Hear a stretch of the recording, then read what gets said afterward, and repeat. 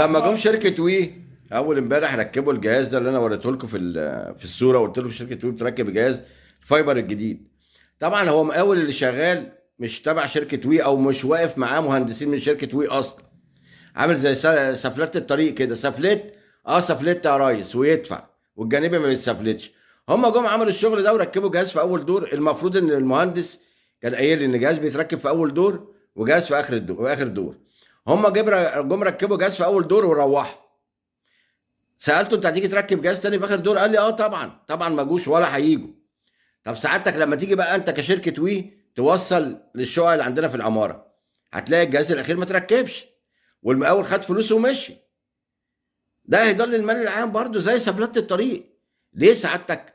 عشان ما فيش حد واقف من عندك بيستلم، ما فيش حد واقف من عندك بيتابع.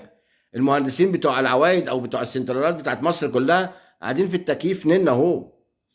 فده اهدار للمال العام، لان المقاول هيجي يسلمك انا خلصت ال 200 عماره دول وظبطوا زي الفل، وانت استلمت على الورق والدنيا حلوه.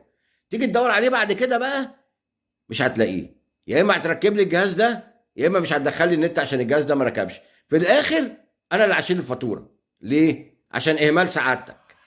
والله العظيم ثلاثه برضه يتوب علينا ربنا منكم ومن حسن علي اللي قرفني في حياتي.